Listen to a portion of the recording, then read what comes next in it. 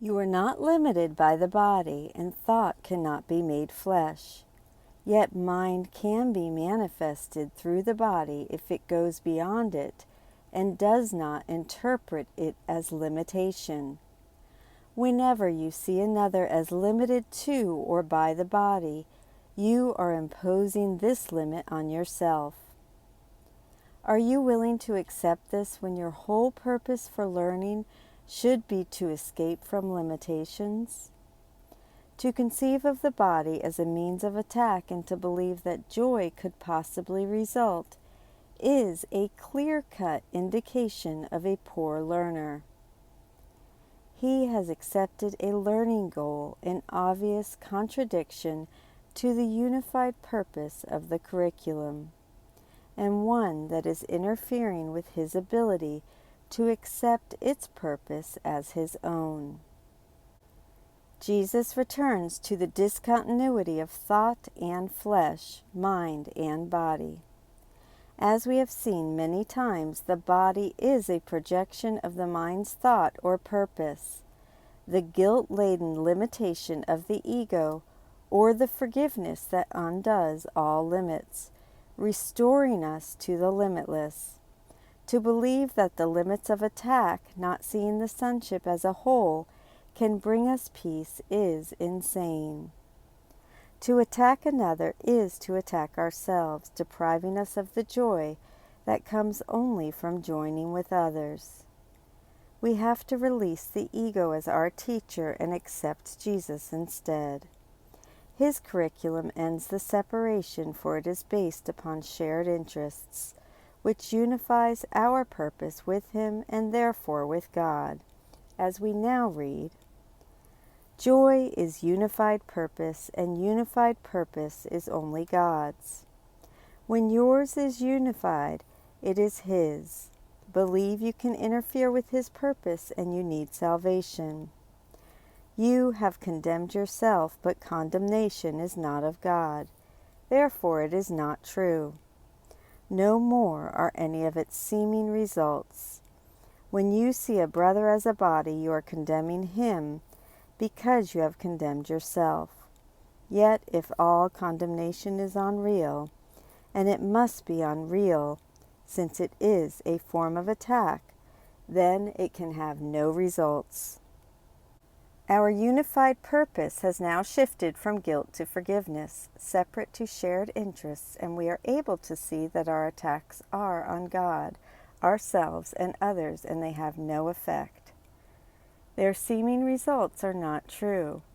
Our errors are gently corrected, and nightmares of sin and guilt quietly transformed to happy dreams of forgiveness and healing. Incidentally, Jesus is not asking us to deny the body that our eyes see, but rather to deny the right-minded use of denial, the purpose of separation and specialness that the ego has given it. Once made to be a limitation on love, the body becomes neutral, awaiting the purpose our wrong or right minds give it, condemnation or forgiveness, judgment or vision, remaining in the dream or awakening to reality. Underlying this passage is the Course's metaphysical foundation of non-duality. What is not of God does not exist and has no effects. We need not be saved from the ego or its multitudinous bodily forms, but only from our belief that its thought system of separation, guilt, and attack can come between ourselves and God, and then between ourselves and others. Only in feverish dreams of madness would this be possible. Salvation but gives the simple message that what is false, and what is true has never changed. In accepting this simple statement of a simple fact, we are healed, and that is true joy. Attitudes toward the body are attitudes toward attack. The ego's definitions of anything are childish and are always based on what it believes the thing is for. Everything of the ego's body relates to the purpose of attack, for the body is the projection of attack, being nothing but the thought of separation from God that has not left its source. For the Holy Spirit, on the other hand, the body's purpose reflects the mind's shift from attack to undoing attack through forgiveness. Throughout A Course in Miracles, Jesus refers to us as children, babies, and sometimes by implication infants, but never as adults. To be sure, we are spiritual children with the limited understanding of the meaning of events. As with chronological children, the meaning of relationships, let alone our reactions to situations, are seen through the lens of our self-interests. What satisfies our specialness needs is good. What does not is bad. The purpose of everything is what's in it for me. And for the ego, these needs are always met by reinforcing guilt through attack, the ultimate meaning and purpose of our special love and hate relationships. The body exists in a world that seems to contain two voices fighting for its possession.